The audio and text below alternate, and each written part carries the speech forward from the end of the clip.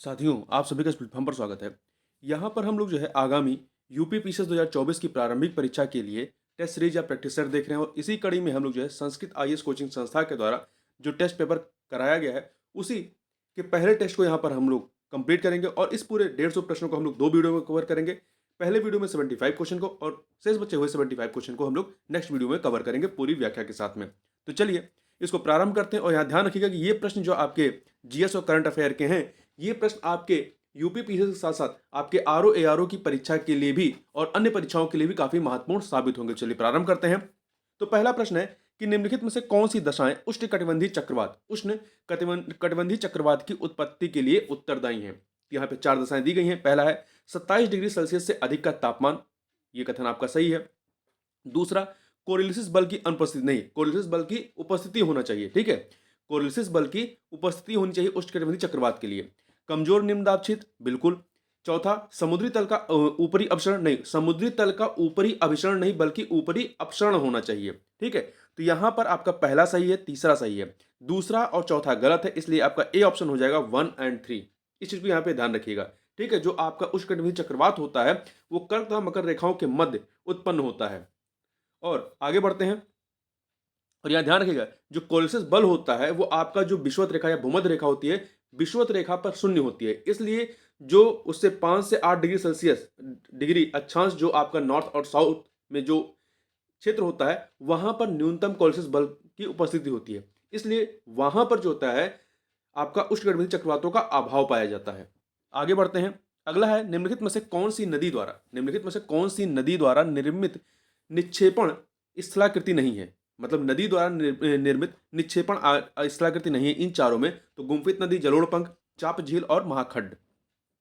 तो इनमें से देखिए, गुम्फित नदी, चाप झील, जलोढ़, ये तीन के तीनों जो है नदी द्वारा निर्मित निक्षेपण स्थलाकृति हैं, परंतु महाखड्ड जो है, महाखड्ड ये आपका नदी द्वारा निर्मित निक्षेपण स्थलाकृति नहीं है। तो यहां पर आपका डी हो जाएगा, डी वाला नहीं है। देखिए, महाखड्ड या जो गार्ज या कैनियन कहते हैं, ये अपर्दन द्वारा निर्मित स्थलाकृतियां हैं, ठीक है। देखिए, महाखड्ड और कैनियन दोनों ही जो होती हैं बी आकार की घाटियों के रूप में होते हैं, जो कटाव की तीव्रता के कारण निर्मित होते हैं, और महाखड्ड का विस्तृत रूप ही जो है वो कैनियन कहलाता है। ये आपका अपर्दन के द्वारा निर्मित स्थलाकृतियां होती हैं, ठीक है। आगे चलते हैं। तो ये निक्षेपण से नहीं है बल्कि अपर्दन से है, नदी अपर्दन से है। और नदी निक्षेपण में आपका जलोढ़ शंकु है, जलोढ़ पंख है, प्राकृतिक तटबंध है, डेल्टा और गुम्फित नदियां हैं, संप्राय मैदान है, ये सब आते हैं। आगे चलते हैं। वायुमंडल के निम्नलिखित संस्तरों को ऊंचाई के बढ़ते क्रम में व्यवस्थित कीजिए तथा नीचे दिए गए कोड का प्रयोग कर सही उत्तर का चुनाव करिए। यहाँ पर जो 5 मंडल होते हैं, उन 5 मंडलों को हमें नीचे से ऊपर, मतलब ऊंचाई के बढ़ते क्रम में हमें लगाना है। तो यहाँ पर आप देखें, सबसे पहले क्या होता है, क्षोभ मंडल होता है। क्षोभ मंडल जिसे इंग्लिश में ट्रोपोस्फियर कहते हैं, तो 1 हो जाएगा। इसके बाद आपका समताप मंडल आता है, स्ट्रेटोस्फियर, तो आपका 3 हो जाएगा। फिर इसके बाद आपका मध्य मंडल आता है जिसे मीसो मंडल कहते हैं, मीसो मंडल नहीं, मीसोस्फीयर कहते हैं, तो 2 हो जाएगा। फिर इसके बाद आपका आयन मंडल आता है जिसे आइनोस्फीयर कहते हैं, आइनोस्फीयर, तो 5 हो जाएगा। और सबसे लास्ट में आपका बहिर्मंडल हो जाएगा जिसे एक्सोस्फीयर कहते हैं, एक्सोस्फीयर, अर्थात 4 हो जाएगा। तो 13254 बी ऑप्शन हो जाएगा।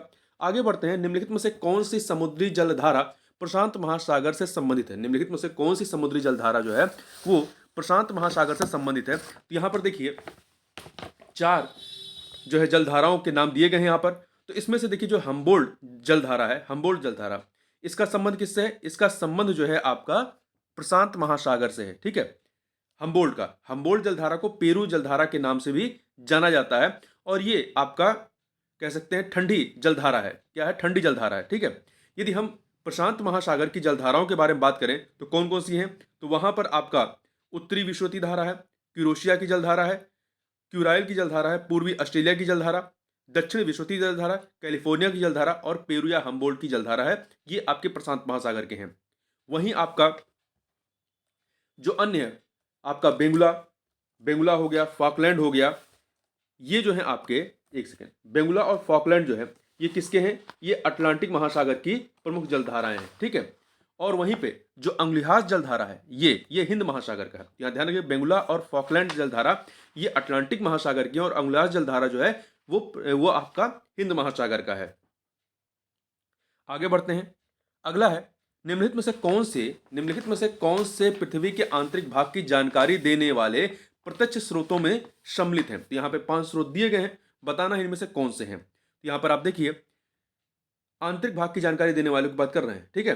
तो भूकंप, ज्वालामुखी उद्गार, खनन से प्राप्त चट्टाने, उल्का पिंड। तो यहाँ पर आपका ज्वालामुखी उद्गार और खनन से प्राप्त चट्टाने ये पृथ्वी के आंतरिक भाग की जानकारी देने वाले प्रत्यक्ष स्रोत हैं, जबकि भूकंप और उल्का पिंड जो है अप्रत्यक्ष स्रोतों में आएंगे। तो यहाँ पे 2 और 3, इसलिए बी ऑप्शन आपका हो जाएगा, ठीक है।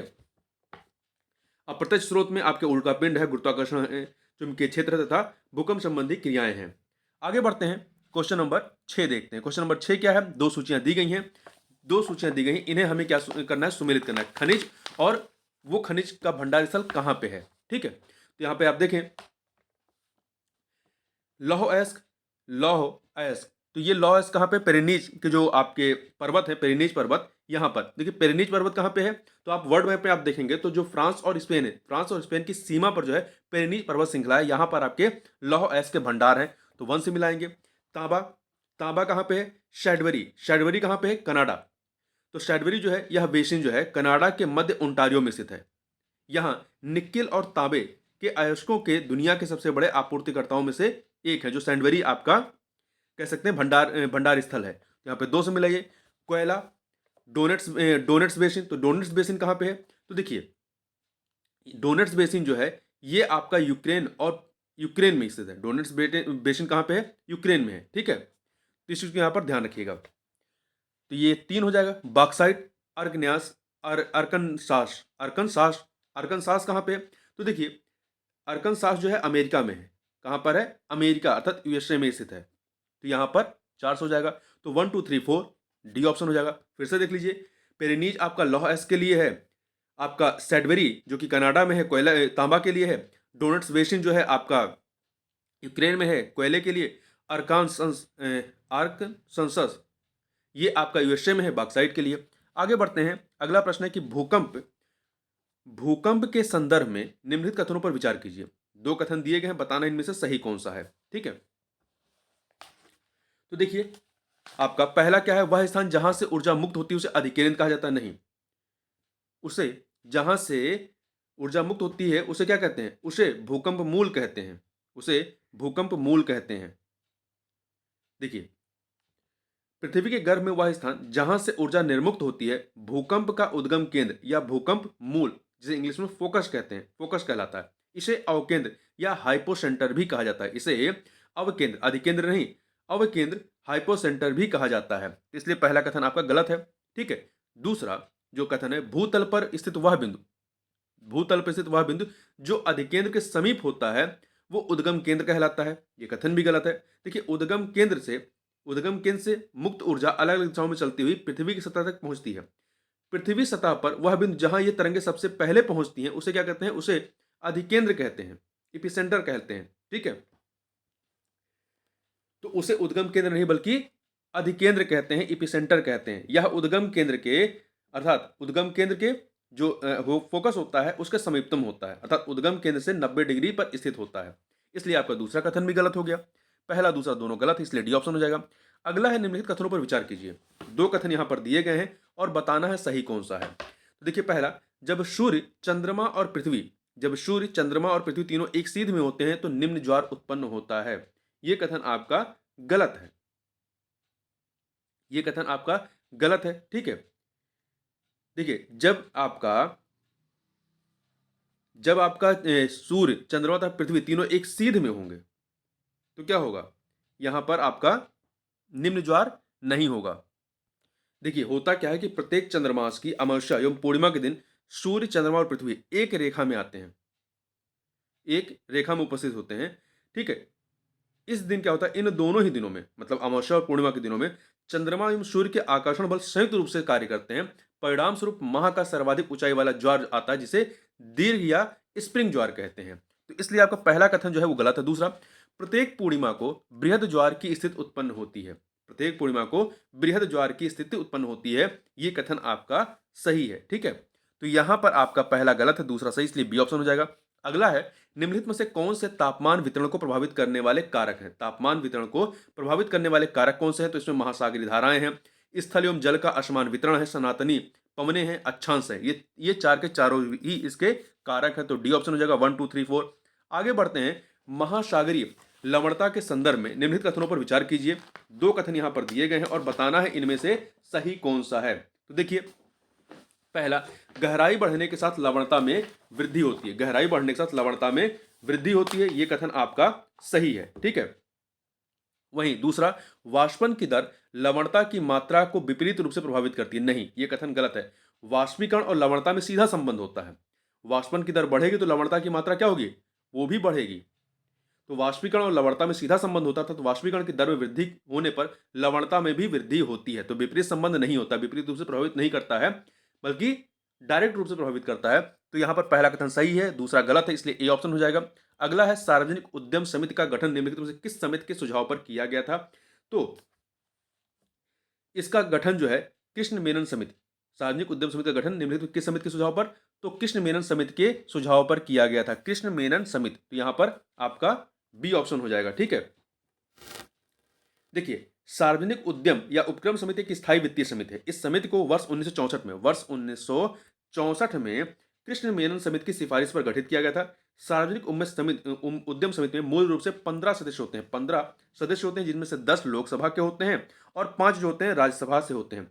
हालांकि वर्ष 1974 में 1974 में इसकी सदस्यता बढ़ा करके 22 कर दी गई थी, जिसमें से 15 लोकसभा के और 7 राज्यसभा के होते हैं। तो ध्यान रखिएगा, जैसे आपने लोक लेखा समिति सुनी है, प्राक्कलन समिति सुनी है, वैसे ही तीसरी आपकी क्या है? सार्वजनिक उद्यम समिति है। आगे बढ़ते हैं, राज्यसभा की शक्तियों के संदर्भ में निम्नलिखित में से कौन सा या से कथन जो है कौन से सही है? यहाँ पे 4 चीजें दी गई हैं, 4 कथन आपके पास दिए गए हैं, बताना इनमें से सही कौन से है। तो देखिए, पहला, संसद को राज्य सूची के विषयों पर कानून बनाने का अधिकार देना। राज्यसभा की शक्तियों के संदर्भ में बात कर रहे हैं, तो संसद को राज्य सूची के विषयों पर कानून बनाने का अधिकार देना, यह राज्यसभा के अधिकार क्षेत्र में सही है। धन विधेयक में संशोधन प्रस्तावित करना, कर सकता है। तीसरा, राष्ट्रीय आपातकाल की समाप्ति की घोषणा को स्वीकृति देना, ये इसका काम नहीं, ये काम है लोकसभा का। उपराष्ट्रपति को पदच्युत करने का संकल्प पारित करना, यह काम राज्यसभा का है। तो पहला दूसरा चौथा अर्थात बी ऑप्शन हो जाएगा 1 2 4। ठीक है। आगे बढ़ते हैं, निम्नलिखित में से किस अनुच्छेद में धन विधेयक के संदर्भ में विशेष प्रक्रिया का उपबंध किया गया है? तो किसमें है? तो यह अनुच्छेद 109 में, 110 में क्या है? परिभाषा दी गई है, और 109 में जो है विशेष प्रक्रिया का है। ठीक है। संविधान का अनुच्छेद 109 धन विधेयक के संदर्भ में विशेष प्रक्रिया का उपबंध करता है। इसके अनुसार विधेयक को राज्यसभा में प्रस्तुत नहीं किया जा सकता है। लोकसभा द्वारा पारित होने के पश्चात इसे राज्यसभा के पास भेजा जाता है, जिसे राज्यसभा द्वारा 14 दिनों की अवधि में सिफारिश सहित, जो भी उसकी सिफारिशें हैं, उस सिफारिश सहित लोकसभा को वापस भेज देता है। लोकसभा को उन सिफारिशों को स्वीकार या अस्वीकार करने का अधिकार है। दोनों ही स्थितियों में विधेयक को दोनों सदनों से पारित माना जाता है। जबकि जो अनुच्छेद 110 है, इसमें जो है धन विधेयक को परिभाषित किया गया है। और वहीं 111 में क्या है? संविधान का अनुच्छेद 111 विधेयकों पर सहमत के विषय में उपबंध करता है।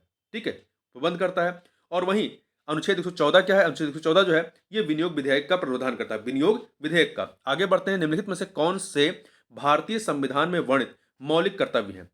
कौन से हैं? यहां पर 4 कर्तव्यों के बारे में बात की गई है और बताना है कौन से हैं इसमें। तो देखिए, मौलिक कर्तव्यों में तो देखिए, पहला है सामसिक संस्कृति की गौरवशाली परंपरा का परीक्षण करना, सही है।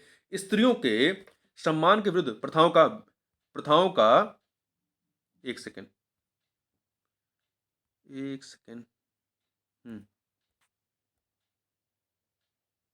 तो पहला है सामाजिक संस्कृति की गौरवशाली परंपरा का परीक्षण करना, सही है। दूसरा, स्त्रियों के सम्मान के विरुद्ध प्रथाओं का त्याग करना, यह भी सही है। राष्ट्रीय महत्व के स्मारकों का संरक्षण करना, तो ये इसमें नहीं आता है। दुर्बल वर्गों की शिक्षा अर्थ संबंधी हितों की अभिवृद्धि करना, ये भी नहीं आता है। तो पहला और दूसरा ही आता है, पहला और दूसरा ही आता है। ठीक है। तो यहां पर देखिए, आपका 1 और 2, ए ऑप्शन यहां पर आपका सही हो जाएगा। थोड़ा सा और इसके बारे में बात कर लेते हैं। देखिए, भारतीय संविधान में मूल कर्तव्यों का समावेश सरदार स्वर्ण सिंह समिति की सिफारिशों के आधार पर वर्ष 1976 में 42वें संविधान संशोधन द्वारा किया गया था। आरंभ में 10 मूल कर्तव्य थे। वर्ष 2002 में एक और कर्तव्य जोड़ा गया, जिससे इनकी संख्या 11 हो गई है। और संविधान के अनुच्छेद 51 का में इनको जो है वर्णित किया गया है। तो इस चीज को यहां पर याद रखिएगा। देखिए यहां पर ये जो आपका दिया गया है राष्ट्रीय महत्व के स्मारकों का संरक्षण, तो यहां पर क्या है, इसमें जो बताया गया वो है सार्वजनिक संपत्ति को सुरक्षित रखें और हिंसा से दूर रहें, इसके बारे में बात की गई है। ठीक है, आगे चलते हैं। अगला प्रश्न है, एक सेकेंड, अगला है निम्नलिखित युग्मों पर विचार कीजिए, अनुच्छेद और उस अनुच्छेद में कौन से उपबंध उपबंध की बात की गई है उन्हें, तो यहाँ पे चार हैं, बताना है उपयुक्त युग्मों में से कौन से सही सुमेलित हैं, कौन से सही सुमेलित हैं उनकी बात करना। देखिए अनुच्छेद 129, अनुच्छेद 129 में क्या है, उच्चतम न्यायालय का अभिलेख न्यायालय होना, ये सही है। अनुच्छेद 131 में क्या है, अनुच्छेद 131 में उच्चतम न्यायालय की आरंभिक अधिकारिता है, 131 में उच्चतम न्यायालय की आरंभिक अधिकारिता सही है, तो पहला सही है, दूसरा सही है। अनुच्छेद 136 में क्या है, यहां पर क्या बताया गया कि उच्चतम न्यायालय की अधिकारिता में वृद्धि नहीं। 136 में अपील के लिए उच्चतम न्यायालय की विशेष अनुमति, जबकि उच्चतम न्यायालय की अधिकारिता में वृद्धि का जो प्रावधान है वो अनुच्छेद 138 में है, वो यहाँ ये वाला जो काब है ये आपका अनुच्छेद 138 में है। ठीक है, तो तीसरा गलत है। चौथा 139 में क्या यहाँ बताया गया, उच्चतम न्यायालय के पुनर्विलोकन की शक्ति नहीं। देखिए 139 में क्या है, यह उच्च न्यायालय को कुछ रिट जारी करने की शक्तियां प्रदान करता है, तथा जो पुनर्विलोकन की शक्ति है वो कहां पे, 137 में, अनुच्छेद 137 उच्चतम न्यायालय द्वारा निर्णयों या आदेशों के पुनर्विलोकन से संबंधित है। तो पहला दूसरा सही है, तीसरा चौथा गलत है, इसलिए ए ऑप्शन हो जाएगा। अगला है निम्नलिखित में से कौन सा उपबंध भारतीय संविधान के 42वें संविधान संशोधन द्वारा समाहित नहीं किया गया, समाहित नहीं किया गया। तो आप यहां पर देखें, यहां पर चार चीजों की बात की गई है। तो पहला समान न्याय, समान न्याय एवं निःशुल्क, समान न्याय एवं निःशुल्क विधिक सहायता, ये 42वें संविधान संशोधन के माध्यम से किया गया था। ठीक है, इसके अतिरिक्त पर्यावरण का संरक्षण एवं संवर्धन, ये भी जोड़ा गया था, पर्यावरण का संरक्षण और संवर्धन इसको जोड़ा गया था। देखिए जो आपका समान न्याय को पहला वाला जो था, समान न्याय एवं निःशुल्क विधिक सहायता, ये आपका 42वें संविधान संशोधन के माध्यम से 39A जोड़ा गया था। ठीक है, 39A जोड़ा गया था, एक सेकेंड, 39A। ठीक है, और आपका जो पर्यावरण का संरक्षण और संवर्धन है, तो रक्षा और पर्यावरण को बेहतर बनाए तथा जंगलों एवं वन्य जीवों की रक्षा, ये 48A के तहत जोड़ा गया था 42वें संविधान संशोधन से। उद्योगों के प्रबंधन में कर्मकारों की भागीदारी, इसको भी जोड़ा गया था। ठीक है, और ये आपका जो है 43A के तहत जोड़ा गया था, 43A के तहत जोड़ा गया था। आय की असमानता को कम करना, आय की असमानता को कम करना, ये इसमें शामिल नहीं था। ठीक है, देखिए आय की असमानता को कम करना ये पहले से शामिल है। आय की असमानता को समाप्त करने संबंधी प्रावधान नीति निषेध तत्वों के अंतर्गत अनुच्छेद 38 में जो है पहले से ही मौजूद है, इसको 42वें के द्वारा जो नहीं जोड़ा गया है। आगे बढ़ते हैं, उद्देशिका के संदर्भ में, उद्देशिका अर्थात प्रस्तावना के संदर्भ में निम्नलिखित कथनों पर विचार कीजिए। यहाँ पर 3 कथन दिए गए हैं, बताना है सही कौन से हैं। पहला, यह विधायिका की किसी शक्ति को प्रतिबंधित नहीं करती है, सही है। बेरुवारीवाद में न्यायालय ने उद्देशिका को संविधान का भाग नहीं माना था, ये कथन भी सही है। बेरुवारी केस में जो है नहीं माना था। देखिए सर्वप्रथम बेरुवारी संघ मामला जो 1960 का मामला था, यह मुद्दा सामने आया कि संविधान उद्देशिका संविधान का अंग है या नहीं। इस पर न्यायालय ने स्वीकार किया कि उद्देशिका निश्चित ही संविधान निर्माताओं के मन की कुंजी है, अस्पष्ट शब्दों के आशय को समझने के लिए इसकी सहायता ली जा सकती है, किंतु फिर भी उद्देशिका संविधान का अंग नहीं है, तो यहां पर नहीं माना गया था। तो पहला दूसरा सही है। तीसरा, गोलकनाथवाद में उद्देशिका को संशोधन योग्य माना गया था, नहीं।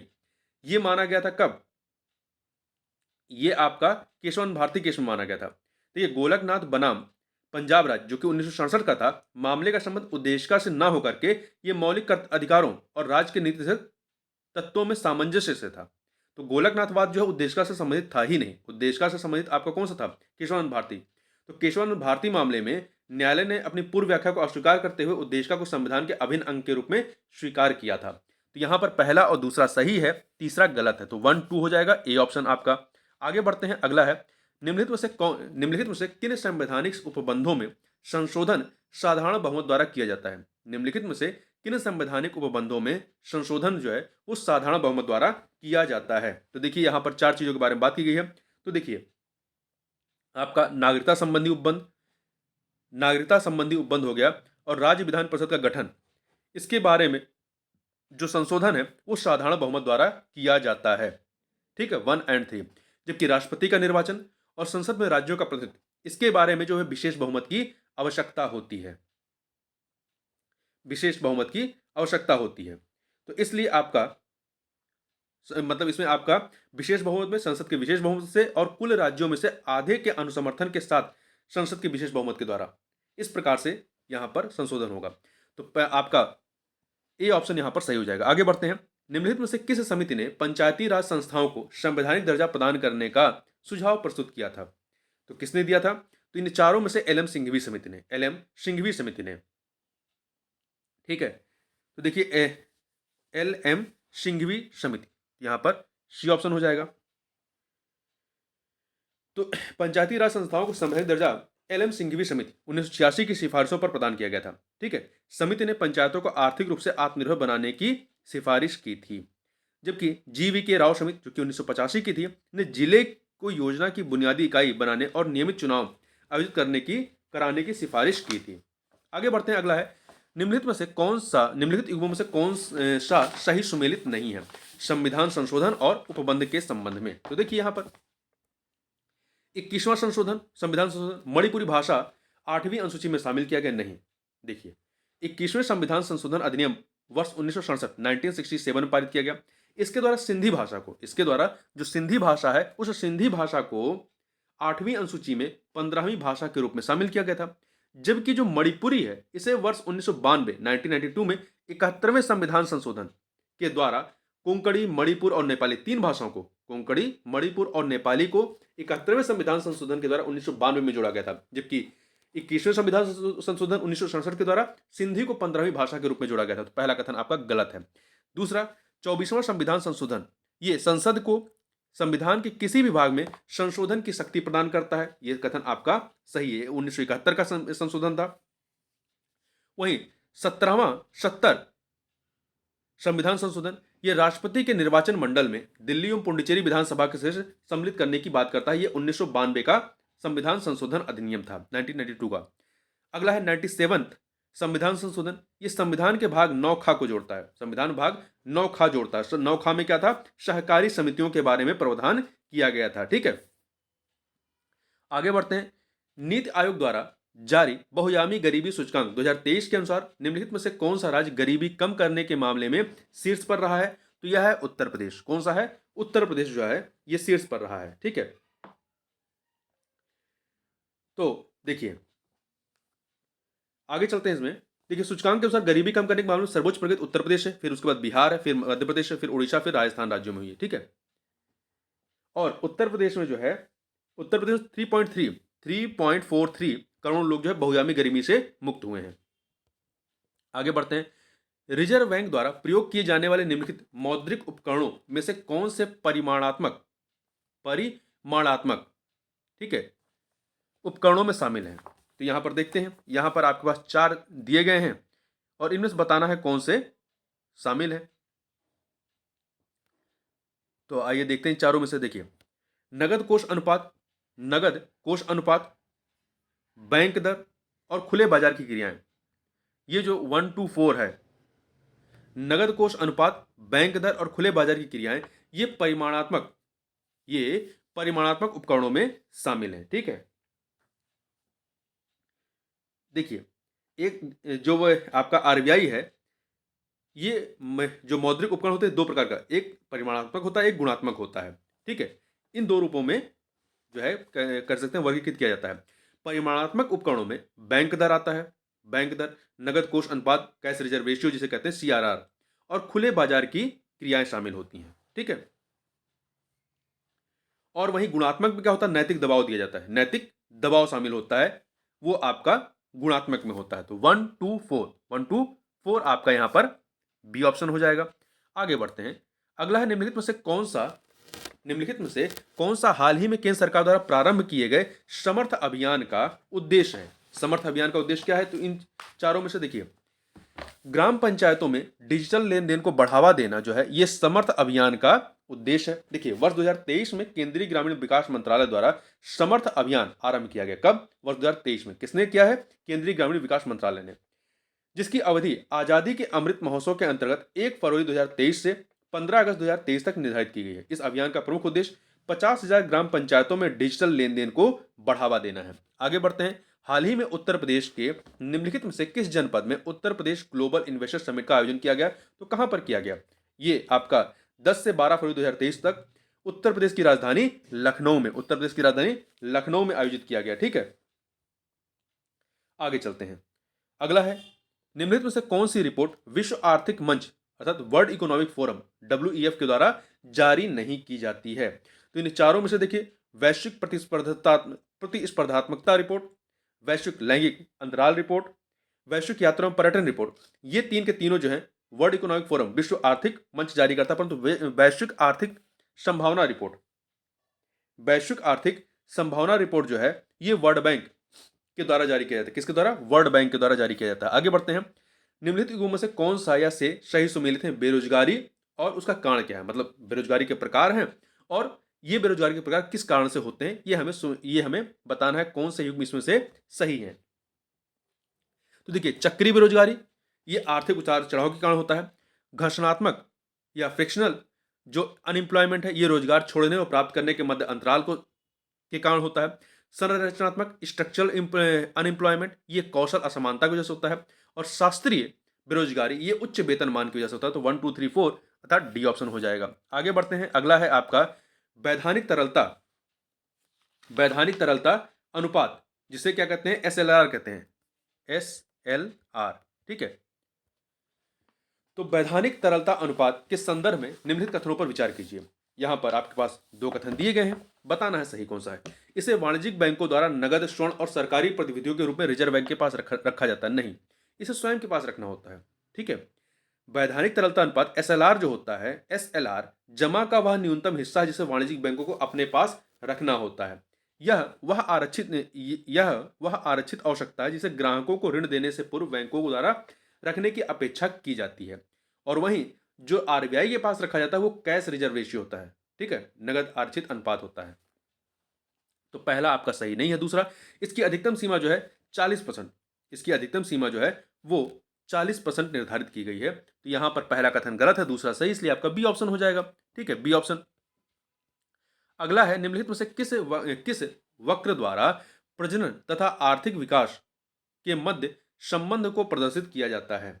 निम्नलिखित में से किस वक्र द्वारा प्रजनन तथा आर्थिक विकास के मध्य के संबंध को प्रदर्शित करते हैं? तो बेकर वक्र द्वारा, बेकर वक्र या बेकर प्रजनन चक्र जो कहते हैं, इसके द्वारा। देखिए, प्रजनन तथा आर्थिक विकास जिसे प्रति व्यक्ति आय के रूप में व्यक्त किया जाता है, तो प्रजनन तथा आर्थिक विकास के बीच संबंध प्रदर्शित करने वाले वक्र को बेकर वक्र कहते हैं। यह वक्र यह प्रतिपादित करता है कि कुछ सीमा तक प्रति व्यक्ति आय में वृद्धि प्रजननता में वृद्धि लाएगी, पर एक सीमा के बाद प्रति व्यक्ति आय की वृद्धि के साथ प्रजननता में कमी आएगी, और यह एक उल्टे यू की तरीके से हो जाएगा। मतलब एक सीमा तक तो बढ़ेगा, फिर ये घटने लगेगा। ठीक,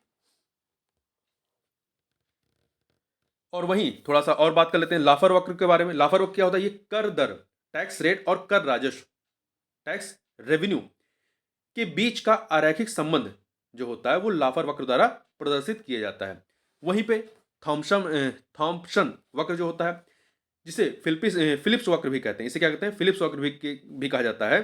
ठीक है, यह किसी अर्थव्यवस्था में बेरोजगारी की दर, यह किसी अर्थव्यवस्था में बेरोजगारी की दर और मुद्रास्फीति की दर के बीच विपरीत संबंध को दिखाती है।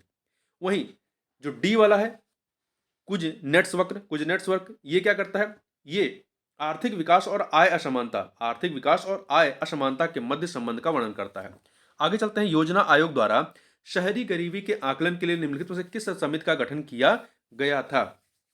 तो हाशिम समिति का, योजना आयोग द्वारा शहरी गरीबी के आकलन के लिए हाशिम समिति का जो है वो गठन किया गया था। ठीक है, हाशिम समिति का गठन। तो यहां पर आपका जो है डी वाला हो जाएगा। देखिए, डॉक्टर NC सक्सेना समिति का गठन जो है ग्रामीण विकास मंत्रालय द्वारा BPL जनगणना के लिए उपयुक्त पद्धति पर सलाह देने के लिए किया गया था, ना कि गरीबी के आकलन के लिए। ठीक, वहीं अभिजीत सेन समिति का गठन देश में गरीबी रेखा की गणना और गरीबी के स्तर का आकलन करने, गरीबी रेखा की गणना और गरीबी के स्तर का आकलन करने की पद्धति की समीक्षा करने तथा उसमें बदलाव के सुझाव देने के लिए किया गया था। वहीं अर्जुन गुप्ता समिति का गठन भारत में केंद्रीय प्रत्यक्ष कर बोर्ड और आयकर विभाग के कामकाज की दक्षता एवं प्रभावशीलता को बढ़ाने के उपाय सुझाने के उद्देश्य की गई थी। आगे बढ़ते हैं। अगला है, किसी सार्वजनिक क्षेत्र के उद्यम को महारत्न प्रमाण प्राप्त करने के लिए निम्नलिखित में से किन मानदंडों को पूर्ण करना आवश्यक है? तो यहाँ पर आपके पास 3 मानदंड दिए गए हैं, बताना इनमें से कौन से आवश्यक है। पहला, उद्यम न्यूनतम निर्धारित सार्वजनिक शेयरधारिता के साथ भारतीय स्टॉक एक्सचेंज में सूचीबद्ध हो, सही है। पिछले 3 वर्षों के दौरान औसत वार्षिक कारोबार 25,000 करोड़ रुपए से अधिक हो, यह भी सही है, ठीक है। तीसरा, पिछले 3 वर्षों के दौरान कर पश्चात औसत वार्षिक शुद्ध लाभ जो है 1,000 करोड़ रुपए से अधिक हो, नहीं, ये वाला कथन गलत है। पिछले 3 वर्षों के दौरान कर पश्चात औसत वार्षिक शुद्ध लाभ जो है वो 15,000 करोड़ से अधिक हो, 15,000 करोड़ रुपए से अधिक हो, ठीक है। यहाँ पे तीसरा गलत है।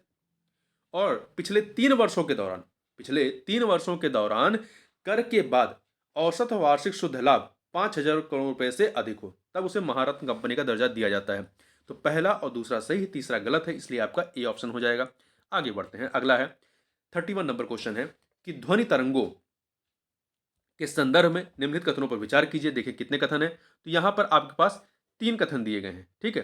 3 कथन दिए गए हैं, बताना है इनमें से सही कौन से हैं। तो देखिए, पहला, ये अनुप्रस्थ तरंगे होती हैं, नहीं, ध्वनि तरंगे जो होती हैं अनुप्रस्थ तरंगे नहीं होती हैं। ध्वनि एक यांत्रिक तरंग है और इसके संचरण के लिए किसी माध्यम की आवश्यकता होती, चाहे वायु हो, जल हो आदि। और ध्वनि तरंगे क्या होती हैं? अनुदैर्ध्य होती हैं, अनुप्रस्थ नहीं होती हैं। ध्यान रखिए, ध्वनि तरंगे अनुदैर्ध्य तरंगे होती हैं, अनुप्रस्थ नहीं होती, इसलिए गलत हो गया। दूसरा, इन तरंगों में माध्यम के कणों का विस्थापन तरंग संचरण की दिशा के लंबवत होता है, नहीं। अनुदैर्ध्य में क्या होता है? लंबवत नहीं होता है, हॉरिजॉन्टल होता है, ठीक है। आगे पीछे दोलन करते हैं तो ये समांतर होता है, ना कि लंबवत होता है। तो दूसरा कथन भी गलत है। तीसरा, 20 किलो हर्ट्ज से अधिक आवृत्ति की ध्वनियों को पराश्रव्य ध्वनि कहा जाता है, ठीक है। देखिए, मनुष्य जो है वो 20,000 हर्ट्ज से लेकर 20 हर्ट्ज से लेकर के 20,000 हर्ट्ज तक सुन सकता है, ठीक है। तो चूंकि 20 किलो हर्ट्ज अर्थात 20,000 हर्ट्ज से ऊपर की जो ध्वनियां होंगी वो क्या कहलाती हैं? वो पराश्रव्य ध्वनियां होती हैं, जिन्हें जैसे कि डॉल्फिन, चमगादड़ जैसे जो जंतु होते हैं वो पराश्रव्य ध्वनि को सुन सकते हैं, ठीक है। आगे बढ़ते हैं तो यहां पर आपका पहला दूसरा गलत है, तीसरा केवल सही है। तीसरा केवल सही है तो आपका सी ऑप्शन हो जाएगा। अगला है, स्टेनलेस स्टील के निर्माण में लोहे के साथ निम्नलिखित में से किनका प्रयोग किया जाता है? तो स्टेनलेस स्टील के निर्माण के लिए लोहे के साथ निक्केल और क्रोमियम का इस्तेमाल करते हैं। किसका? निक्केल और क्रोमियम का इस्तेमाल किया जाता है, ठीक है। यहां पर ध्यान रखिएगा। देखिए, लोहे के साथ निकल तथा क्रोमियम मिलाने पर स्टेनलेस स्टील प्राप्त होता है जो काफी कठोर होता है, तो इसमें जंग नहीं लगता है। आगे बढ़ते हैं, अगला है कथन कांड का प्रश्न है और बताना सही कौन सा है। अभिकथन है कि चांदी की वस्तुएं कुछ दिन वायु में छोड़ने पर काली पड़ जाती हैं, सही है। क्यों? क्योंकि चांदी वायु में उपस्थित सल्फर के साथ अपक्रिया करके सिल्वर सल्फाइड का निर्माण कर लेता है, ये कथन भी सही है। तो कथन कांड दोनों सही है और व्याख्या भी हो रही, इसलिए आपका ए ऑप्शन हो जाएगा। अगला है, निम्नलिखित युग्मों में से कौन सा सही सुमेलित नहीं है उपकरण और उसके उपयोग के संबंध में? तो यहां पर आप देखें, एनीमोमीटर ये वायु के घनत्व का मापन नहीं करता है। एनीमोमीटर जो होता है ये वायु के घनत्व का मापन नहीं करता है। एनीमोमीटर का प्रयोग वायु की गति एवं दबाव को मापने के लिए किया जाता है, ठीक है। वायु की गति एवं दबाव को मापने के लिए प्रयोग करते हैं एनीमोमीटर का। तो पहला वाला कथन आपका पहला गलत है। दूसरा, क्रोनोमीटर जो होता है पानी के जहाज में समय का मापन करता है। लैक्टोमीटर दूध की शुद्धता की जांच करता है। स्पेग्नोमीटर ये आपका धमनियों में रुधिर के दाब का मापन करता है, ठीक है। जबकि जो वायु के घनत्व का मापन कौन करता है? ये एरोमीटर करता है। एरोमीटर के माध्यम से वायु और गैसों के भार तथा घनत्व मापने का कार्य किया जाता है। आगे बढ़ते हैं, 35 नंबर क्वेश्चन है, निम्नलिखित कथनों पर विचार कीजिए। यहां पर आपके पास 3 कथन दिए गए हैं और बताना है सही कौन से हैं। उपयुक्त कथनों में से कौन से सही है? देखिए, पहला क्या है? ठोस में ऊष्मा प्रायः चालन द्वारा स्थानांतरित होती है, सही है। द्रव में ऊष्मा का स्थानांतरण संवहन द्वारा होता है, ये भी सही है। तीसरा, गैसों में ऊष्मा के संचरण हेतु किसी माध्यम की आवश्यकता नहीं होती, ये गलत है, ये आपका गलत है। ये विकिरण के द्वारा होता है, माध्यम की आवश्यकता तो होती है, ठीक है। आपका गैसों में भी जो होता है वो संवहन, सॉरी संचरण मैंने विकिरण बोल दिया, संवहन द्वारा ही होता है। गैसों में ऊष्मा का संचरण जो है आपका संवहन के माध्यम से होता है, ठीक है। तो इसके लिए भी माध्यम की आवश्यकता होती है। तो यहां पर पहला दूसरा सही है, तीसरा गलत है, इसलिए ये ऑप्शन हो जाएगा। आगे बढ़ते हैं, अगला है, 2 सूचियां दी गई हैं अम्ल और उसके स्रोत क्या हैं, इन्हें हमें क्या करना है, सुमेलित कर देना है। तो देखिए, फॉर्मिक अम्ल कहाँ से मिलता है, फॉर्मिक अम्ल आपका लाल चींटियों से, 1 से मिला दीजिए। साइट्रिक अम्ल कहाँ से मिलता है, ये खट्टे फल से, 2 से मिलाइए। लैक्टिक अम्ल दूध से, 4 से मिले। ग्लूटेमिक अम्ल आपका गेहूं से, 3 से मिला दीजिए। तो 1 2 4 3 बी ऑप्शन। आगे बढ़ते हैं, निम्नलिखित में से कौन सा कृत्रिम रेशा नहीं है, कौन सा कृत्रिम रेशा नहीं है, रेयान, नायलॉन, एक्रिलिक, एस्पार्टम। तो इसमें से जो एस्पार्टम है, एस्पार्टम, ये आपका कृत्रिम रेशा नहीं है, ठीक है। एस्पार्टम जो है ये रेशा नहीं है, यह एक कृत्रिम मधुरक है, मतलब शुगर टाइप का है, ठीक है। एस्पार्टम खाद्य उत्पादों की एक विशेष श्रृंखला में मौजूद है जो शुगर फ्री आहारों, आइसक्रीम, कम वसा वाले दही, अनाज आदि में पाया जाता है। तो ध्यान रखिएगा कि रेयान, नायलॉन, एक्रिलिक ये आपके कृत्रिम रेशे हैं, परंतु एस्पार्टम क्या है, एक कृत्रिम मधुरक है। आगे बढ़ते हैं, निम्नलिखित में से कौन सा कथन सही नहीं है इन चारों में से। तो देखिए, पहला, जब अम्ल किसी धातु के साथ अभिक्रिया करता है तो हाइड्रोजन गैस का उत्सर्जन करता है, सही है। जब अम्ल किसी धातु कार्बोनेट से अभिक्रिया करता है तो यह कार्बन डाइऑक्साइड गैस का उत्सर्जन करता है, सही है। क्षारीय विलयन का पीएच मान 7 से कम होता नहीं, ये 7 से कम जब होगा तो अम्लीय विलयन होगा, क्षारीय विलयन का पीएच मान 7 से अधिक होगा। यहां पर सी वाला गलत है। डी, जल में अम्लीय एवं क्षारीय विलयन विद्युत का चालन करते हैं, सही है। अगला है, निम्नलिखित में से किसमें नाइट्रोजन का उपयोग नहीं किया जाता, निम्नलिखित में से किसमें नाइट्रोजन का उपयोग नहीं किया जाता है। तो यहां पर देखिए, अमोनिया के उत्पादन में होता है, उच्च ताप मापने वाली तापमापी में नाइट्रोजन का उपयोग होता है, कृत्रिम गर्भाधान में वीर्य के संरक्षण में होता है, परंतु चर्म रोगों के औषधि निर्माण में नाइट्रोजन का उपयोग नहीं किया जाता है, ठीक है। यहां पर आपका डी वाला जो है वो सही हो जाएगा। देखिए, चर्म रोगों के औषध निर्माण में सल्फर का प्रयोग करते हैं, सल्फर का प्रयोग जो है चर्म रोगों के औषध निर्माण में, दिया सलाई एवं बारूद बनाने में, सल्फर ड्रग में घाव सुखाने हेतु करते हैं, रंगों के उद्योग में जीवाणु एवं कीटाणुओं को नष्ट करने में करते हैं। आगे बढ़ते हैं, अगला है, फिर से 2 सूचियां दी गई हैं, इन्हें हमें क्या करना है, इन्हें हमें सुमेलित करना है क्षारक और उनके उपयोग के बारे में, ठीक है। तो देखिए, कैल्शियम हाइड्रोक्साइड जिसका फार्मूला क्या होता है, CaOH का होल ट्वाइस, इसे बुझा हुआ चूना भी कहते हैं। यह एक नरम सफेद पाउडर होता है जिसका व्यापक रूप से उपयोग रासायनिक उद्योग में जो है कच्चे माल के रूप में किया जाता है। इसका रासायनिक उद्योग में कच्चे माल के रूप में इसका प्रयोग किया जाता है। एक सेकंड रुक जाइए। तो यहां पर आपका अमोनिया उत्पादन में, तो 1 हो जाएगा, ठीक है। आगे बढ़ते हैं, दूसरा है अमोनियम हाइड्रोक्साइड, इसका उपयोग जो है खिड़की के कांच को साफ करने वाले मार्जक के रूप में करते हैं, 3 से मिला दीजिए। सोडियम हाइड्रोक्साइड को कास्टिक सोडा भी कहा जाते हैं, कास्टिक सोडा भी कहते हैं। यह क्लीनर और साबुन में उपयोग की जाने वाली सामग्री है, तो मतलब ये साबुन के निर्माण में इस्तेमाल करते हैं, 2 से।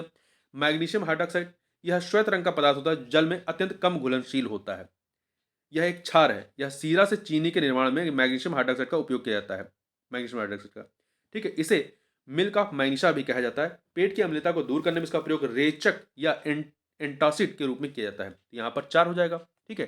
तो 1 3 2 4 1 3 2 4 दोबारा देख लीजिए, 1 2 3 4। 1 कैल्शियम ऑक्साइड अमोनिया निर्माण उत्पादन में, अमोनियम हाइड्रोक्साइड ये आपका साबुन निर्माण में, अमोनियम हाइड्रोक्साइड नहीं, अमोनियम हाइड्रोक्साइड किस में, एक सेकंड गड़बड़ हो गया, 1 3 2 4 है, 1 3 2 4, ठीक है। तो अमोनियम हाइड्रोक्साइड जो है खिड़की के कांच साफ करने वाले मार्जक के रूप में, और सोडियम हाइड्रोक्साइड जो है आपका साबुन निर्माण में, और मैग्नीशियम हाइड्रोक्साइड रेजक एवं एंटासिड के रूप में। तो 1 3 2 4, 1 3 2 4 सी ऑप्शन हो जाएगा। आगे बात करते हैं उत्तर प्रदेश बजट 2023-24 के संदर्भ में निम्नलिखित कथनों पर विचार कीजिए। यहां पर आपके पास 4 कथन दिए गए हैं, बताना है उपयुक्त कथनों में से कौन से सही हैं। तो चारों में से देखिए, पहला है आपका कि राज्य में बेरोजगारी दर 4.2% है, राज्य में बेरोजगारी दर जो है 4.2% है, सही है। स्टार्टअप रैंकिंग 2021 में प्रदेश को बेस्ट परफॉर्मर की श्रेणी में सम्मिलित किया गया है, बेस्ट परफॉर्मर की श्रेणी में सम्मिलित किया गया है, नहीं, बेस्ट परफॉर्मर में नहीं है, लीडर्स राज्य में है। जो उत्तर प्रदेश है इसे लीडर्स राज्य में सम्मिलित किया गया है, असम, पंजाब, तमिलनाडु, उत्तराखंड के साथ में, ठीक है। टॉप परफॉर्मर राज्य में केरल, महाराष्ट्र, उड़ीसा और तेलंगाना है, और बेस्ट परफॉर्मर राज्य में गुजरात, कर्नाटक है। इमर्जिंग राज्य में आंध्र प्रदेश और बिहार है, तो यहाँ पर पहला सही है, दूसरा गलत है। तीसरा, उत्तर प्रदेश कौशल विकास नीति लागू करने वाला देश का पहला राज्य, सही है। अटल पेंशन योजना के अंतर्गत पंजीकरण करने में उत्तर प्रदेश शीर्ष पर है, तो पहला तीसरा चौथा, दूसरा गलत है, तो डी ऑप्शन। अगला है, निम्नलिखित युग्मों में से कौन सा सही सुमेलित है? ये महत्वपूर्ण, बहुत ही महत्वपूर्ण क्वेश्चन है, इसको जरूर याद रखिएगा आप। अभियान और संबंधित देश, इससे आपका प्रश्न बनेगा, चाहे सुमेलित करने के लिए या अलग से ही पूछ लेगा। देखिए, ऑपरेशन गंगा यूक्रेन संबंधित है। ऑपरेशन गंगा 1 फरवरी से 11 मार्च 2022 तक यूक्रेन पर रूस के आक्रमण के पश्चात वहां से भारतीय नागरिकों को वापस लाने के लिए चलाया गया था, तो यहां पर यह सही है ऑपरेशन गंगा, ठीक है। ऑपरेशन कावेरी सूडान में फंसे भारतीय नागरिकों को लाने के लिए 24 अप्रैल 2023 को लॉन्च किया गया था। ऑपरेशन देवी शक्ति, ऑपरेशन देवी शक्ति जो है ये यमन से संबंधित नहीं है, ये यमन से नहीं है। अगस्त 2021 में तालिबान द्वारा काबुल पर कब्जा करने के बाद वहां से अपने नागरिकों और अफगान सहयोगियों को निकालने के लिए भारत के मिशन को ऑपरेशन देवी शक्ति का नाम दिया गया था, ठीक है। और वहीं ऑपरेशन दोस्त जो तुर्की और सीरिया में कुछ समय पहले भूकंप आया था, उसके लिए फरवरी 2023 में चलाया गया था। आगे बढ़ते हैं, निम्नलिखित में से कौन सा उत्तर प्रदेश बजट 2023-24 में प्रारंभ की गई प्रोजेक्ट अलंकार योजना का उद्देश्य? प्रोजेक्ट अलंकार योजना, तो देखिए यहां पर राजकीय विद्यालयों में अवस्थापना सुविधाओं का विकास करना, राजकीय विद्यालयों में अवस्थापना सुविधाओं का विकास करना जो है ये प्रोजेक्ट अलंकार का उद्देश्य है, तो बी ऑप्शन हो जाएगा, ठीक है। आगे बढ़ते हैं, अगला है, हाल ही में प्रकाशित इंडिया जस्टिस रिपोर्ट 2023 में निम्नलिखित में से किस राज्य को शीर्ष स्थान प्राप्त हुआ है? तो इसमें जो है आपका कर्नाटक को, किसको?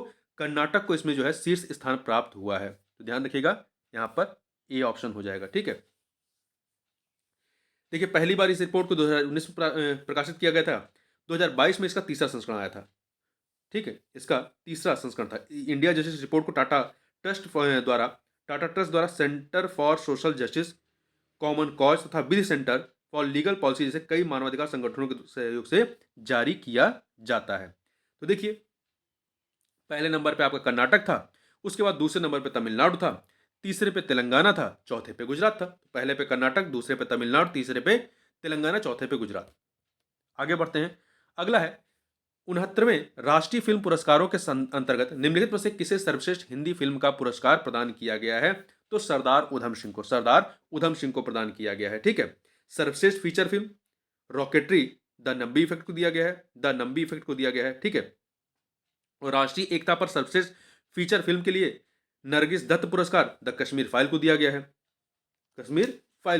है, ठीक है। और वहीं गंगूबाई काठियावाड़ी फिल्म के लिए सर्वश्रेष्ठ अभिनेत्री का जो पुरस्कार है वो आलिया भट्ट को दिया गया है। और सर्वश्रेष्ठ अभिनेत्री का पुरस्कार दो लोग, आलिया भट्ट और फिल्म मिमी के लिए कृति सेन को दिया गया है, ठीक। आगे बढ़ते हैं, और सर्वश्रेष्ठ हिंदी फिल्म का पुरस्कार किसे दिया गया? सरदार उधम सिंह को। आगे बढ़ते हैं, उत्तर प्रदेश पर्यटन नीति 2022 के संदर्भ में निम्नलिखित कथनों में से कौन से सही है? यहाँ पे 3 कथन दिए गए हैं, आपके पास 3 कथन दिए गए हैं, बताना इनमें से सही कौन से हैं। तो देखिए, पहला, यह राज्य पर्यटन नीति 2018 को प्रतिस्थापित करती है, 2022 वाली नीति सही है। यह लागू होने की तिथि से आगामी 10 वर्षों हित प्रभावी रहेगी, आगामी 10 वर्षों नहीं, आगामी 5 वर्षों हित प्रभावी रहेगी, ठीक है, 10 नहीं 5, यहाँ पर दूसरा गलत है। तीसरा, इसके अंतर्गत पर्यटन क्षेत्र में 10 लाख करोड़ रुपए के निवेश का लक्ष्य निर्धारित किया गया है, ये सही है। 10 लाख करोड़ रुपए के निवेश तो 20,000 रोजगार सृजन के लक्ष्य को निर्धारित किया गया है, तो यहाँ पर पहला सही है, दूसरा गलत है, तीसरा सही है, तो पहला तीसरा सी ऑप्शन हो जाएगा। हाल ही में चर्चा में रही पुस्तक ब्लू स्काई व्हाइट क्लाउड के लेखक निम्नलिखित में से कौन है? तो देखिए, कौन है? निर्मल घोष। इस पुस्तक को पत्रकार और वन्यजीव संरक्षणवादी निर्मल घोष द्वारा लिखा गया, जो उनके 3 प्रतिष्ठित उपन्यासों का संग्रह है। यह पुस्तक दुनिया और इसके निवासियों पर पर्यावरण के प्रभाव को व्यक्त करती है, ठीक है, तो निर्मल घोष, ए ऑप्शन। रशीद किदवई की पुस्तक का नाम क्या है? Leaders, politicians, citizens. Amit Ghosh की पुस्तक का क्या नाम है? Smoke and ashes. Ilaiyaraaja की पुस्तक का नाम क्या है? इलैया राजा की पुस्तक का अम्बेडकर और Modi reforms, ideas, performance, implementation, इस पुस्तक का नाम है। आगे बढ़ते हैं, निम्नलिखित में से कौन सा 15 जुलाई 2023 को मनाए गए विश्व युवा कौशल दिवस का विषय था? तो ध्यान रखिएगा, विश्व युवा कौशल दिवस कब मनाया गया? 15 जुलाई को मनाया गया। तो 15 जुलाई 2023 को जो आपका मनाया गया, इसका थीम क्या थी? इसकी थीम थी परिवर्तनकारी भविष्य के लिए शिक्षकों, प्रशिक्षकों और युवाओं को कुशल बनाना। आगे बढ़ते हैं, अगला है, फ्रेंच ओपन टेनिस टूर्नामेंट 2023 की महिला एकल खिताब विजेता इगा स्विटेक निम्नलिखित में से किस देश से संबंधित है? तो इगा स्विटेक जो है ये पोलैंड की खिलाड़ी है। कहाँ की है? पोलैंड की खिलाड़ी हैं। ठीक है, ध्यान रखिएगा। तो देखिए, ये जो आपका फ्रेंच ओपन, जिसे रोलैंड गैरोस के नाम से भी जाना जाता है, ठीक है, यह आपका मई और जून में 2 सप्ताह में आयोजित होता है। ठीक है, तो देखिए जो 4 ग्रैंड स्लैम होते हैं उसमें से एक ये भी है। पुरुषों की श्रेणी में सर्बिया खिलाड़ी नोवाक जोकोविच ने, पुरुषों की श्रेणी में जो है सर्बिया के खिलाड़ी नोवाक जोकोविच ने नॉर्वे के कैस्पर रूड को हरा करके अपना 23वां ग्रैंड स्लैम जीता था। और वहीं महिला वर्ग में देखेंगे तो पोलैंड की इगा स्विटेक, जिन्होंने चेक गणराज्य की कैरोलिना मुचोवा को हराया था। आगे बढ़ते हैं। मुख्यमंत्री कन्या सुमंगला योजना के संदर्भ में निम्नलिखित में से कौन से कथन सही हैं? तो यहां पर देखिए कितने कथन दिए गए? 4 कथन दिए गए हैं और कौन सा सही है ये हमें बताना है। ठीक है, कौन से सही है? तो देखिए, यह सामूहिक विवाह से संबंधित योजना है मुख्यमंत्री कन्या सुमंगला, नहीं, ये कथन आपका गलत है। ठीक है, ये आपका सामूहिक विवाह से संबंधित नहीं है। देखिए क्यों? देखिए, भारत की सामाजिक धार्मिक शैक्षणिक परिस्थितियां प्राचीन समय से ही मतलब महिलाओं या बालिकाओं के लिए भेदपूर्ण रही हैं। तो इन्हीं चीजों को लेकर के जो है उत्तर प्रदेश सरकार द्वारा मुख्यमंत्री कन्या सुमंगला योजना का संचालन किया जा रहा है। यह राज्य सरकार द्वारा बालिकाओं एवं महिलाओं को सामाजिक सुरक्षा के साथ साथ विकास हेतु नए अवसर प्रदान करने के लिए यह योजना प्रारंभ की गई, न कि विवाह के लिए। तो पहला गलत है। दूसरा, इसके लाभार्थी के लिए उत्तर प्रदेश का स्थायी निवासी होना अनिवार्य है, ये कथन आपका सही है। तीसरा, इस योजना का लाभ परिवार की सभी बालिकाओं को प्राप्त होगा, नहीं, किसी परिवार के अधिकतम 2 लड़कियों को ही इस योजना का लाभ मिल सकता है। ठीक है, तो तीसरा गलत है। चौथा, इसके अंतर्गत प्रत्येक लाभार्थी को 15,000 रुपए तक की धनराशि दिए जाने का प्रावधान किया गया है। ठीक है, मुख्यमंत्री कन्या सुमंगला योजना 6 श्रेणियां वर्गीकृत की हैं, जिसके तहत प्रत्येक लाभार्थी को चरणबद्ध रूप से 15,000 रुपए तक की धनराशि दिए जाने का प्रावधान है। और लाभार्थी के परिवार की अधिकतम आय 3 लाख रुपए तक होनी चाहिए, ये भी इसके लिए मतलब अनिवार्य शर्त है। और यदि किसी परिवार ने अनाथ बालिका को गोद लिया हो तो परिवार की जैविक संतानों तथा विधिक रूप से गोद ली गई संतानों को सम्मिलित करते हुए अधिकतम 2 बालिकाएं इस योजना की लाभार्थी हो सकती हैं। मतलब देंगे तो 2 ही बालिकाओं को। ठीक है, तो यहां पर आपका दूसरा और चौथा सही है, तो बी ऑप्शन हो जाएगा।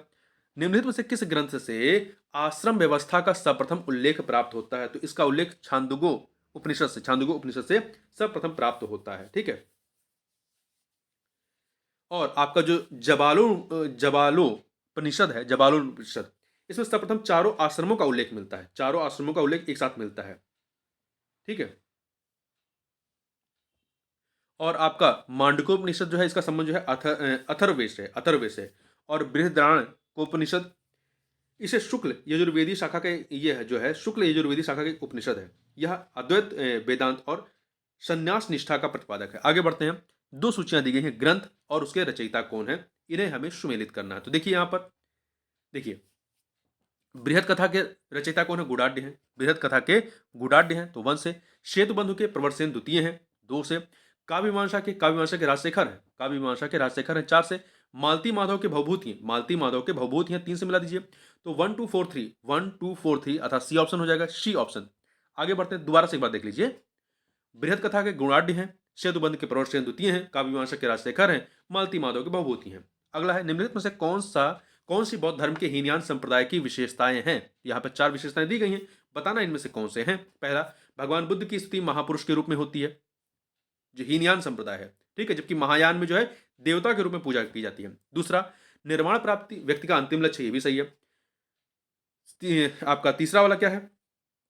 मुख्य आदर्श अहर्त पद को प्राप्त करना, सही है। चौथा, निर्माण प्राप्ति के लिए बुद्धि के प्रति विश्वास एवं भक्ति पर बल, ये नहीं सही है। तो पहला दूसरा तीसरा ही जो है यहां पर सही है, तो बी ऑप्शन हो जाएगा। ठीक है, तो ये देखिए, कनिष्क के समय जो बौद्ध संगीत होती है आपकी चतुर्थ बौद्ध संगीत, वहां पर आपका बौद्ध धर्म 2 संप्रदाय हीनयान और महायान में विभाजित हो जाता है। ठीक है, और हीनयान का आदर्श अहर्त पद को प्राप्त करना तथा यह भिक्षु जीवन का हिमायती है, ये भी ध्यान रखिएगा। ठीक है, और हीनयान संप्रदाय स्वयं की निर्वाण प्राप्ति को व्यक्ति का अंतिम लक्ष्य मानता है, परंतु महायान संप्रदाय इसे स्वार्थ की भावना मानता है, वो सबके उन्नति की बात करता है। ठीक है, तो यहां पर आपका बी ऑप्शन हो जाएगा। आगे बढ़ते हैं। अगला प्रश्न है, निम्नलिखित में से किस शासक ने कुसुमपुर नामक नगर की स्थापना की थी? निम्नलिखित में से किस शासक ने कुसुमपुर नामक नगर की स्थापना की थी? तो किसने की थी? उदयन ने। उदयन ने जो है कुसुम उदयन। देखिए, अजात शत्रु का उत्तराधिकारी जो उसका पुत्र था उदयन था। वह अपने पिता के समय चंपा में राज्यपाल था। बाद में सरदारों की सर्वसम्मति से वो राजा बनता है। और उदयन जैन धर्मानुयायी था और इसने कुसुमपुर नामक नगर की स्थापना की थी, जो कि वर्तमान में पटना में है, तथा इसे अपना राजधानी बनाया था। और यह कहाँ पर है? गंगा और सोन नदी के संगम पर स्थित है। और वहां एक चैत्य गृह का निर्माण करा था। और पुराणों के अनुसार उदयन ने 33 वर्षों तक शासन किया था। आगे बढ़ते हैं। निम्नलिखित में से कौन सा भारत पर यूनानी आक्रमण का प्रभाव नहीं है? कौन सा यूनानी आक्रमण का प्रभाव नहीं है? तो देखिए, प्रशासन की छत्र प्रणाली का विकास वहीं से हुआ। मुद्रा निर्माण की उलूक शैली का प्रारंभ वहीं से उससे प्रभावित है। नक्षत्रशाला नक्षत्र शास्त्र एवं ज्योतिष विद्या का ज्ञान उन्हीं से संबंधित है। खरोष्ठी लिपि का प्रयोग वहां से संबंधित नहीं है। ठीक है। खरोष्ठी लिपि, जिसे इंडो बैक्टीरियन लिपि के रूप में भी जाना जाता है, एक लेखन प्रणाली थी जो मूल रूप से वर्तमान उत्तरी पाकिस्तान में चौथी और तीसरी शताब्दी ईसा पूर्व के बीच विकसित हुई थी। ठीक है। खरोष्ठी के सबसे पहले पहचाने जाने योग्य उदाहरण गांधार गांधार के क्षेत्र में स्थित है, उत्तरी पाकिस्तान, जो अशोक के शिलालेखों में मनशेहरा और शहबाजगढ़ी शहरों में दर्ज है। ठीक है। भारत में इस लिपि का प्रचार प्रसार ईरानी आक्रमण के परिणाम स्वरूप होता है, ना कि यूनानी आक्रमण के। तो यहां पर डी वाला सही नहीं। आगे चलते हैं। अगला है, लिंगराज मंदिर के संदर्भ में निम्नलिखित कथनों पर विचार कीजिए। यहां पर आपके पास 3 कथन दिए गए हैं, बताना है सही कौन से हैं। यह पंचायतन शैली में निर्मित है। नहीं, ये कथन आपका सही नहीं है। क्यों सही नहीं है? देखिए, इस मंदिर को थोड़ा सा बात कर लेते हैं इसके बारे में। लिंगराज मंदिर जो है, ये असम के भुवनेश्वर में है। असम के भुवनेश्वर में इस मंदिर में भगवान शिव के साथ साथ विष्णु की पूजा होती है। भगवान शिव के साथ साथ विष्णु की पूजा होती है। तो यह वैष्णव शैव संप्रदाय के समन्वय का प्रतीक है। यह सही है, दूसरा वाला कथन। इस मंदिर को सोमवंशी राजा ययाति केसरी द्वारा बनवाया गया था। ठीक है। इस मंदिर की ऊंचाई 55 मीटर है और इस पर बेहद शानदार नक्काशी की गई है। यह वह भी मंदिर देउल शैली या कलिंग शैली में बना है। देउल शैली या कलिंग शैली में बना है। इसे बनाने के लिए बलुआ पत्थर का प्रयोग है। तो पंचायतन शैली में नहीं। देखिए, पंचायतन शैली जो मंदिर निर्माण की एक शैली होती है जिसमें एक केंद्रीय मंदिर होता है और 4 अन्य मंदिरों से घिरा होता है। मतलब यहाँ पर एक केंद्रीय मंदिर है, इसके बाद यहाँ पर इस तरह से 4 और मंदिर होते हैं।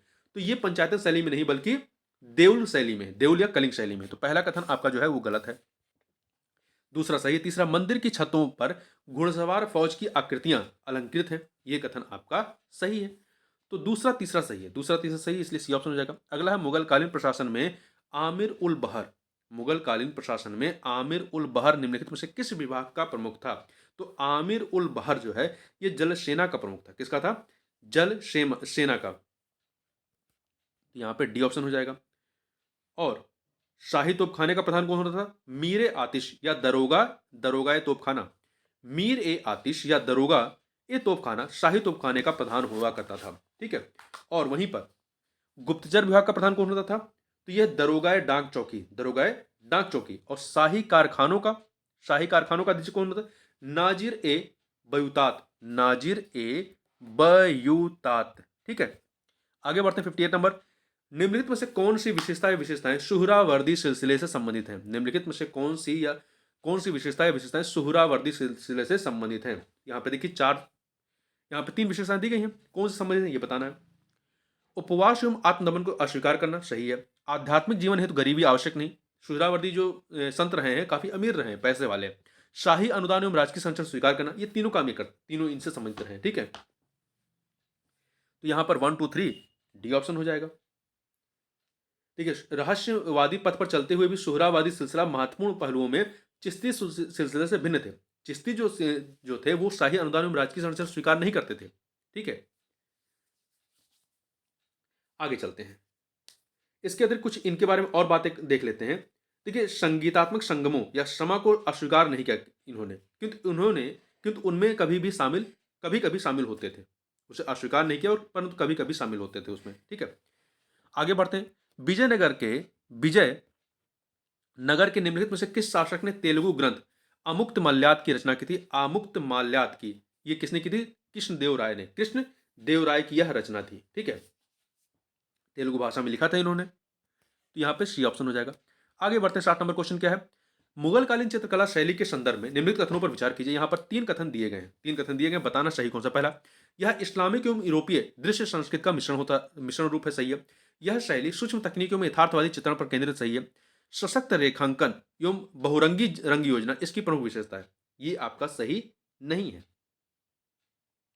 ठीक है, देखिए, मूल भारतीय चित्रकला शैली जो थी का सपाट प्रदिश, सशक्त रेखांकन, बहुरंगी रंग योजना, आकृति व वास्तु के स्पष्ट परिरोपण पर जोर था। मतलब ये जो आपका तीसरा जो विशेषता है, ये किसकी है? ये मूल भारतीय चित्रकला की विशेषता है, ना कि मुगल कालीन की।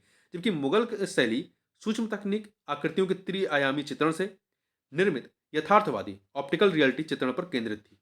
ठीक है, तो इसलिए आपका पहला, दूसरा सही, तीसरा सही नहीं है, तो ए ऑप्शन हो जाएगा। अगला है निम्नलिखित युग्मों में से कौन सा सही सुमेलित नहीं है नदी और उसकी सहायक नदियों के संबंध में? तो देखिए, महानदी की सहायक नदी शिवनाथ है, नर्मदा की ओरिशिन है, पेन्नार की जयमंगली है, कृष्णा की हेमावती नहीं है। कृष्णा की जो है वो हेमावती नहीं है, तो ध्यान रखिएगा। हेमावती नदी जो है कृष्णा की नहीं, कावेरी की है। किसकी है? कावेरी की है। ठीक है, और कृष्णा की सहायक नदियों में आपकी कोयना है, पंचगंगा, दूधगंगा, घाट प्रभा, माल प्रभा, भीमा, तुंगभद्रा, मूसी, यारला, वरना इत्यादि हैं। आगे बढ़ते हैं, निम्नलिखित में से कौन सा कारक उत्तर पश्चिमी भारत में होने वाली शीतकालीन वर्षा के लिए उत्तरदायी है? तो पश्चिमी विक्षोभ। कौन है? पश्चिमी विक्षोभ है। हिमालय के निम्नलिखित में से किस भाग में करेवा भू आकृति पाई जाती है? तो करेवा भू आकृति आपकी कहां पाई जाती है? हिमालय, उत्तराखंड, हिमालय में, हिमाचल, उत्तराखंड, हिमालय में। नहीं नहीं, ये गलत है, ये सी है, कश्मीरी हिमालय में। जो करेवा भू आकृति है ये कश्मीरी हिमालय में पाई जाती है। अगला है, भाबर प्रदेश के संदर्भ में निम्नलिखित कथनों पर विचार कीजिए। यहां पर 3 कथन दिए गए हैं, बताना है उपयुक्त कथनों में से कौन से सही है।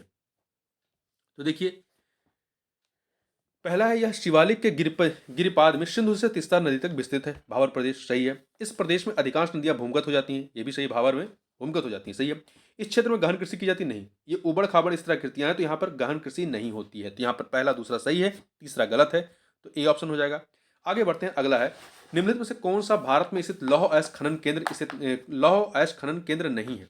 कौन सा भारत में स्थित लौह अयस्क खनन केंद्र नहीं है? तो इसमें से आप देखें, गुरु महिशानी उड़ीसा का है, छत्तीसगढ़ का बैलाडीला है, झारखंड का मूसाबनी जो है ये आपका लौह अयस्क खनन के लिए प्रसिद्ध नहीं है। ठीक है, तो यहां देखिए, जो झारखंड का मूसाबनी है ये लौह अयस्क के लिए नहीं बल्कि तांबा उत्पादन के लिए है। और कर्नाटक का कुद्रेमुख भी लौह अयस्क के लिए है। आगे बढ़ते हैं, लेटेराइट मृदा के संदर्भ में निम्नलिखित कथनों पर विचार कीजिए। यहाँ पर 3 कथन दिए गए हैं, बताना सही कौन सा है। इसकी उत्पत्ति 200 सेंटीमीटर से अधिक वर्षा वाले क्षेत्रों में होती है, ये कथन आपका सही है। दूसरा, इसमें नाइट्रोजन तथा ह्यूमस की कमी होती है, लेटेराइट मृदा में, सही है। यह चाय की कृषि के लिए उपयुक्त होता है, ये भी सही है। 3 के तीनों कथन यहाँ पर सही हैं, 1 2 3 डी ऑप्शन हो जाएगा। अगला है, 2 सूचियां दी गई हैं, झील और किस राज्य में है, इन्हें हमें सुमेलित करना है। तो चलिए, उमियर झील कहाँ पे है? तो उमियर झील जो है आपका मेघालय में है। कहाँ पे है? मेघालय। 2 से मिलाइए, गुरु डोंगमार ये सिक्किम में है, तो 1 से। दीपर बील कहाँ पे है? असम में, 3 से। पाला मिजोरम में, 4 से। फिर से देख लीजिए, उमिये झील मेघालय में है, गुरु डोंगमार सिक्किम में है, दीपर बील असम में है, पाला मिजोरम में है। तो 2134 आपका बी ऑप्शन हो जाएगा। अगला है, उष्णकटिबंधीय देखिए, उष्णकटिबंधीय पर्णपाती वनों के संदर्भ में निम्नलिखित कथनों पर विचार कीजिए। यहां पर आपके पास 3 कथन दिए गए हैं। कितने कथन दिए गए?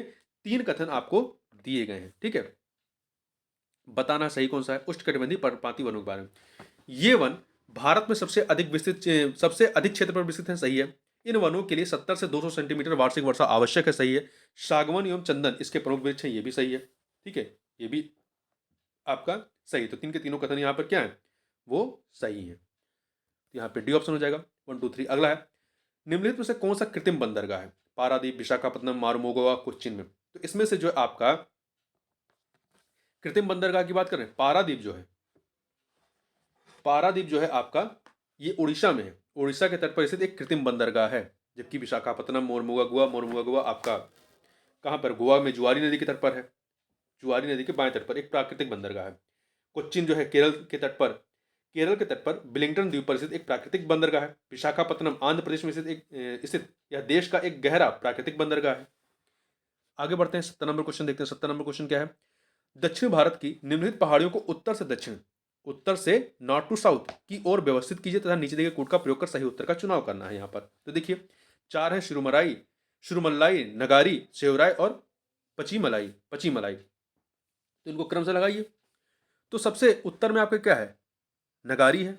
सबसे उत्तर में आपका नगारी है। नगारी पहाड़ी जो है आंध्र प्रदेश राज्य के चित्तूर जिले में स्थित है। फिर इसके बाद आपका आता है शेवराय। शेवराय जो है आप पहाड़ियां जिसका नाम तमिल में नाम शेवरायन है, ये भारत के तमिलनाडु राज्य में सेलम नगर के समीप स्थित है। तो 3 आ जाएगा।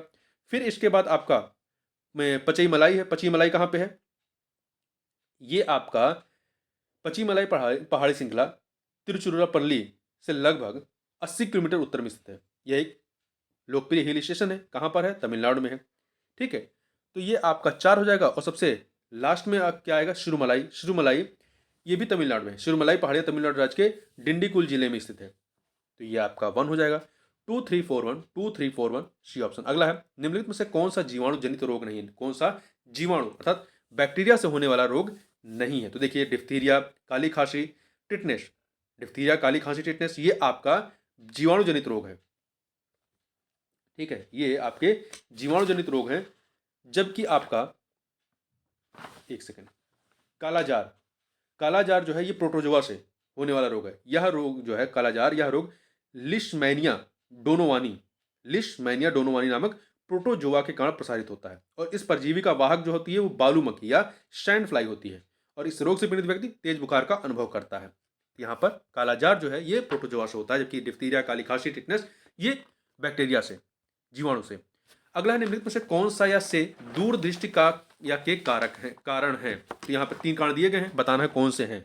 ठीक है, अभिनेत्र लेंस की फोकस दूरी का अत्यधिक हो जाना। अभिनेत्र लेंस की फोकस दूरी का अत्यधिक हो जाना, ये आपका सही है। देखिए दूरदृष्टि दोष में क्या होता है? दूर की चीजें दिखाई पड़ती हैं परंतु निकट की चीजें दिखाई नहीं पड़ती हैं। ठीक है, दूरदृष्टि दोष में पीड़ित व्यक्ति को दूर की वस्तु स्पष्ट दिखाई देती है लेकिन निकट की वस्तु स्पष्ट नहीं दिखाई पड़ती है। तो पहला आपका सही है।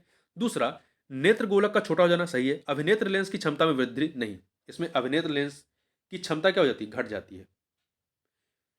तो यहां पर पहला और दूसरा सही है, पहला और दूसरा, तीसरा गलत है। तो यहां पर ये ऑप्शन हो जाएगा। इसके निदान के लिए क्या करते हैं? इसके निदान के लिए जो है दूरदृष्टि के लिए वो उत्तल लेंस का प्रयोग करते हैं। आगे बढ़ते हैं, जीवाणुओं को निम्नलिखित में से किस वर्ग के अंतर्गत वर्गीकृत किया जाता है? जीवाणुओं को, तो जीवाणुओं को जो है मोनेरा वर्ग के अंतर्गत जो है रखा जाता है।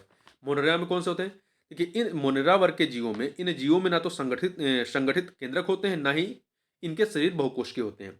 इनमें कुछ में कोशिका भित्ति पाई जाती है, कुछ में नहीं। इस जगत में सभी प्रोकैरियोटिक जीव अर्थात जीवाणु, साइनोबैक्टीरिया तथा आर्कीबैक्टीरिया सम्मिलित होते हैं। तंतुमय जीवाणु भी इसी जगत के भाग होते हैं। इस प्रकार जीवाणु किसमें आएंगे? मोनेरा में।